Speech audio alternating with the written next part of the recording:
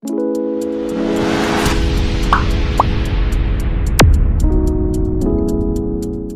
back to our Girly Solution for Santaman. To दिनै जोङो थाखो 10 नि सोंथि R4 नि 6 नाम्बारनिफ्राय बाकी जा दं बेखिनिखौ सावरायगोन। तो नैबे जाबाय जोंनिया पार्ट नाम्बार 7 जाहैगोन, पार्ट नाम्बार 8 जाहैगोन, माने 8 जाहैगोन। तो नोंथांमोना जुदि प्रिभियास क्लासनि पार्टफोरखौ नायाखैबा सिम्पल थांनानै नायबानो जाबाय। आरो माबा चेप्टारखौ जुदि क्लास होनो दङबा माबा कुइसन सोंनो दङबा सिम्पल कमेन्ट बक्सनि थ्रु जों सोंहरनो हागोन। तो दा जों फार्स्ट खालामालासिनो जों मा खालामनोसै स्टार्ट खालामदोंसै। तो 6 नाम्बाराव मा दं नायदों गाहायनि अनजिमाफोरखौ फोरमानारि महराव लिर। तो दा नैबे जोंनिया सिम्पल फोरमानारि महराव लिरनाय माने नैबायदि आरोना 3 4 3 ट्रिपल खैथा 0 जोंनिया मोनब्रै 0। फोरमानारि माने जोंनिया मोनसेनि उनाव पॉइंट खालामनांगोन आरोना। तो दा मोनसेनि उनाव पॉइंट माने जोंनिया माबायदि खालामनांगोन 3.43 नैबायदि पॉइंट होनानै जों मा लिरनांगोन 10 to the power खैटानि सिगाङाव पॉइंट लाबोदो नाय 1 2 3 4 5 6 होमबा जोंनिया मा जागोन बेयो 10 to the power 6 बेबायदि सिम्पल माने जोंनिया मोनसेनि उनाव पॉइंट खालामनांगोन। नै फोरमानारि महराव माने मा होनना बुजियो जे मोनसे अनजिमानि उनाव बे मोनसे माबानि उनाव पॉइंट थानांगोन। तो दा मोनसे नाम्बारनि उनाव दा 2 नाम्बारखौ जुदि लायोबा 7 0 0 4 0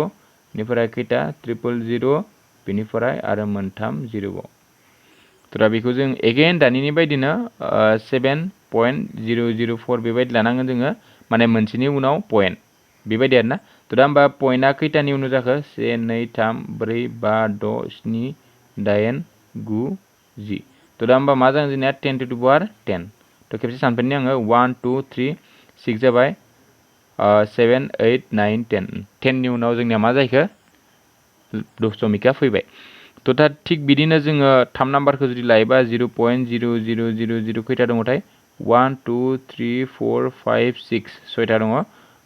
दा नैबे मोनब्रै 1 2 3 4 5 6 जाहैबाय तो 15। तो दा बेखौ जोङो दा नै 1.5 जागोन दा 1.5 सानजाब 10 to the power दानाय इबारनिया जोंनिया पॉइन्टखौ नै साइडथिं लांगोन। दानिया नै साइडथिं लाबोदोंमोन इबारनिया नै साइडथिं लांगोन ना बेनिखायनो जोंनिया मा जाहैगोन बेयो माइनासआव थाहैगोन। तो दा 10 to the power मा जागोन 1 2 3 4 5 6 7 तो मा जागोन 10 to the power -7। तो बेबायदि जाहैबाय आन्सारा 1 2 3 4 5 6 7। तो दा बेनिफ्राय जास्ट सानबानो जाबाय। तो बेनिफ्राय 0.000 खैटा 0 दङ मोनब्रै 0 दङ 1 4 3 6। दा बेखौ जुदि खालामबा जोंनिया 1.436 आथ' थाबाय जोंनिया बेनिफ्राय पॉइन्टआ खैटानि उनाव जागोन 1 2 3 4 5 तो 10 to the power मा जागोन -5। तो सिम्पल बेखिनियानो एन्सारा जोंनिया। तो जों नेक्स्ट गोबाव खालामलासिनो नेक्स्ट कुइसनखौ स्टार्ट खालामदोंसै। तो नायदो 7 नाम्बाराव मा दं गाहायनि अनजिमाफोरखौ सरासनस्रा महराव फोरमाय। दानिनि उल्था माने नैबे दानि माबायदि खालामदोंमोन जोङो दानि जोङो बेखौ पॉइन्टनि उनाव लांदोंमोन इबारनिया जोंना पॉइन्टखौ गैया खालामनांगोन आरोना। तो दा 1 नाम्बाराव मा दङ जोंनिया 1.301 into 10 to the power मा 9। तो दा जोंनिया दानि जोङो नैबायदि महराव लाबोदोंमोन इबार जों नैबायदि महराव थानायखौ बैबायदि महराव लांनांगोन। तो नाय 10 खैटा दङ 9 दङ होमबा जोंनिया नै पॉइन्टनि उनाव खैटा लाथिख' थागोन 9टा लाथिख' थागोन 1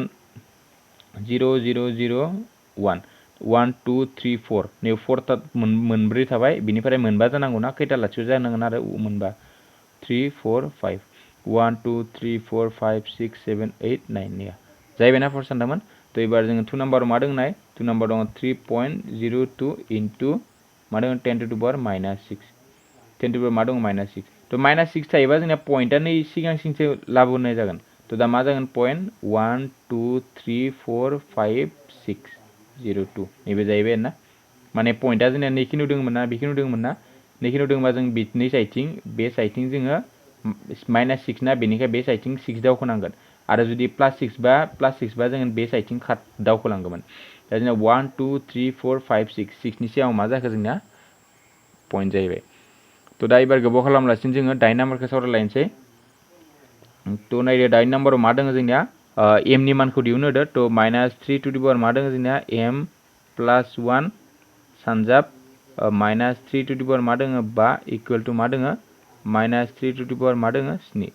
तो दानिनि बायदिनो -3 दङ जोंनिया मा जाखो -3 खौ होनानै गोजौहाय मा जागोन m +1 प्लस मा जाखो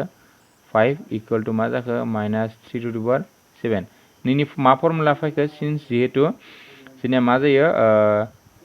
a by n सानजाब a by m equal to मा जोंनिया a by मा जायो a by n plus m तो नैबे जोंना फर्मुलामोन तो दा बे फर्मुलानि खिना फसायबाय दा जोंनिया जिहेतु जोंनिया नैथिं -3 दं बिथिं -3 दं -3 खौ जोङो गैया खालामनो हायो गैया खालामबा नैयाव मा जागोन जोंनिया m प्लस ओमफ्राय नै 1 जों 5 सानजा दाजाबबा 6 जाबाय इनिफ्राय इथिं मा थागोन जोंना 7 माने -3 केन्सेल थांबा नैयाव मा जाखो m प्लस 1 जों 5 दाजाबबा 6 मोनबाय इथिं मा जागोन 7 मोनबाय तो इमप्लाइज दैट m इक्वल टू मा जाखो जोंनिया 7 6 खौ इथिं लांबा -6 इक्वल टू मा जागोन 7 निफ्राय 6 थांबा 1 तो दा m नि माना मा जाखो जोंनिया 1 तो दा एगेन जोङो 2 नाम्बारखौ स्टार्ट खालामलायनोसै 2 नाम्बाराव मा दोंनाय मोनसे लाइफां जिबख्रिनि महर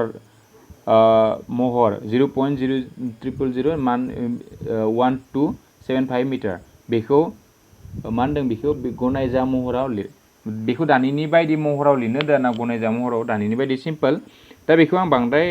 लिरबाय थाला 1 नाम्बारनि कुइसन आरोना बे आं सेन्टेन्स लिरबाय थाला डाइरेक्ट खालामना होनसै आङो 0.000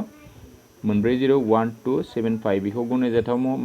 महराव जुदि लिरनो होयोबा मोनसेनि उनाव पॉइंट लिरना होबानो जाबाय बिनिफ्राय 10 to मा जागोन जोंनिया 1 2 3 4 5 मा जागोन -5 तो बेनो जाबाय जोंनिया मा जागोन बेनो जाबाय एन्सार -5 तो दा एबार नेक्स्ट कुइसन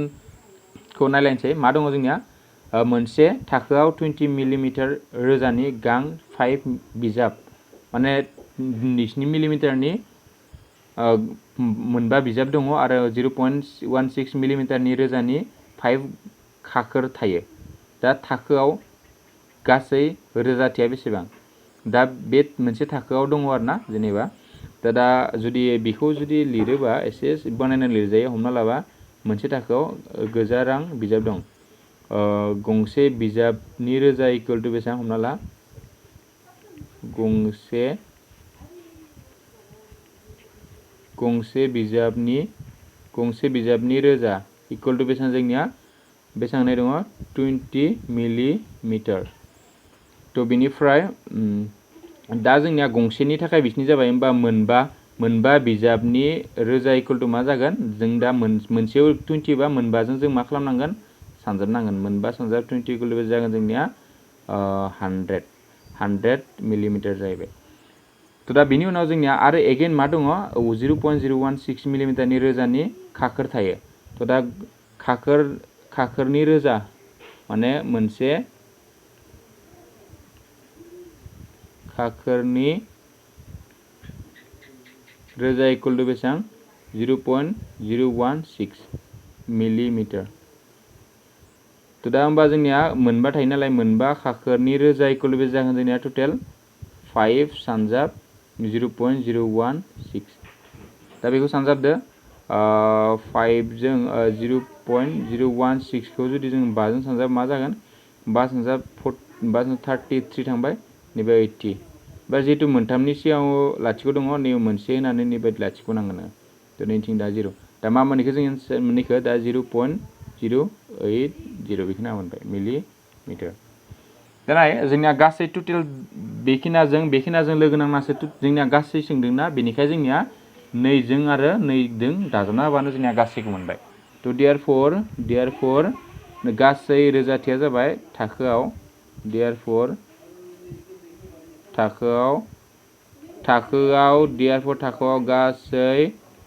गासै रोजाथि जाबाय इक्वल टू मा जागोन जाबाय इक्वल टू 100 प्लस 0.080 मिलिमिटार तो इक्वल टू दा बेखौ दाजाबा जों मा जागोन 100.080 मिलिमिटार तो जोंना एन्सारा बेखिनियानो जाबाय तो जों गोबाव खालामलासिनो 11 नाम्बारखौ सावरायलायनोसै तो नायदो 11 नाम्बारा मा दङ गाहायनि मोनफ्रोम सोंथिनि थाखाय मोनब्रैयै फिननाय होनाय दं गेबें फिननायखौ लिर दा गेबें फिननायखौ लिरनो दों 3 to the power -3 आ माबे एन्सार जागोन दा 3 to the power -3 दा 3 to the power -3 खौ जों माबायदि खालामनो हायो 1/3 to the power 1/3 to the power 5 होमबा बेबायदि बहाबा दङ नामा बेबायदि जोंनिया दोङो नै मोनसेया तो जोंनि एन्सारा मा जागोन 1/3 3 to the power 3